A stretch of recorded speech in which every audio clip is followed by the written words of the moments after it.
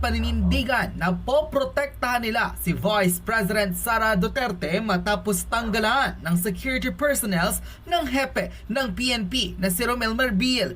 Ilang miyembro ng MNLF pinag-initan ng militar at tila humantong pa sa diskusyonan hanggang sa magkainitan.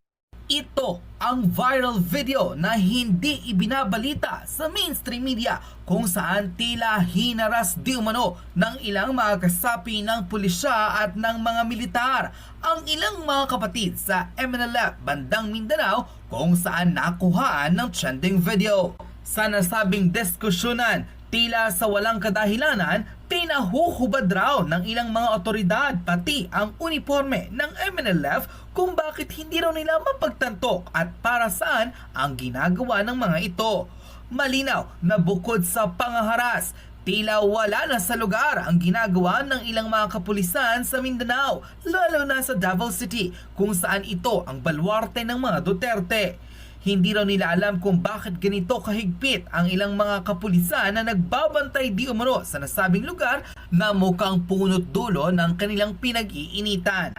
Sa kanilang mga naging sentimiento, sa inang maraming netizen, tiyak na nagpapagamit ang ilang mga kapulisan sa mga di umano'y politikong nagbabayad sa kanila.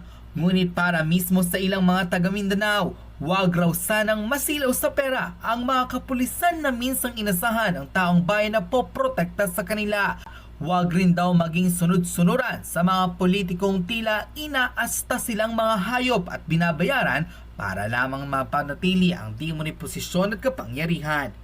Narito ang trending video na umani ng samot-saring reaksyon matapos hindi ilabas ng mainstream media ang isang tagpong ito saan nagkainitan ang ilang mga miyembro ng kapulisan at MNLF matapos silang harasin at tila pahubarin pa ng kanilang mga suot na uniforme. Hindi raw nila alam kung bakit at para saan ang pangaharas na ginawa ng ilang kapulisan. Narito't panoorin ang full video. Kaibahan. Iminilip sila, iminilip. So, paano yun? At iba kasi, iba yung iba yung instruction sa amin. Hindi ko naman nasagot kung iba o hindi. Pero kung ano yung instruction kayo sa amin, okay naman pumunta kayo, wala nang problema kasi hindi nyo yun. Pero yun yung instruction, sumunod na lang tayo. Kasi ayaw rin namin nakarangin kayo basta-basta na ganito. Kung ganito, para pinaparamdam ninyo sa amin, hindi ninyo kami sinikilala. So, yun ang nararamdaman namin ngayon. Yun ang hindi ninyo sinikilala natin ninyo. Lalo na nagpakilala kami sa inyo. Hindi kilala namin kayo, ano yung letter nyo umabot sa amin. Pero ang instruction sa amin is, huwag lang tumawid, naka-uniform. Yun na naman, kasi tulad nito, nakaharap tayo. Medyo na ano yung mga civilian natin, na-alarma. So, sumusunod lang din kami sa utos sa amin.